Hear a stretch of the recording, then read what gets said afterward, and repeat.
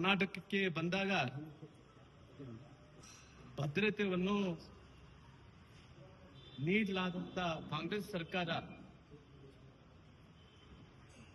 ದೇಶದಲ್ಲಿ ವಿಶ್ವದಲ್ಲಿ ಪ್ರಧಾನಮಂತ್ರಿಗಳು ಹೋದಂತ ಸಂದರ್ಭದಲ್ಲಿ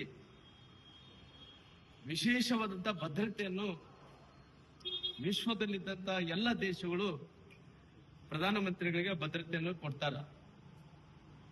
ಆದರೆ ಕರ್ನಾಟಕದಲ್ಲಿ ಕಾಂಗ್ರೆಸ್ ಸರ್ಕಾರ ಭದ್ರತೆಯನ್ನು ಒದಗಿಸುವಂತ ವಿಚಾರದಲ್ಲಿ ಸಂಪೂರ್ಣವಾಗಿ ವಿಫಲವಾಗಿದೆ ಅನ್ನಂತ ಮಾತನ್ನು ಹೇಳ್ತಾ ಇದ್ದೇನೆ.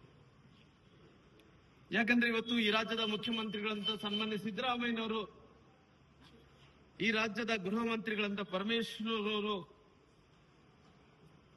ಅವ್ರು ತಿಳ್ಕೊಂತ ಇದಾರ ಬಿಜೆಪಿಯವರಿಗೆ ಮಾತ್ರ ಪ್ರಧಾನಮಂತ್ರಿಗಳು ಹೇಳಿ ತಿಳ್ಕೊಂತ ಇದಾರ. ಅವ್ರು ಈ ದೇಶದ ಪ್ರಧಾನಮಂತ್ರಿಗಳಂದೇಳಿ ಅವ್ರು ತಿಳ್ಕೊಂತ ಇಲ್ಲ.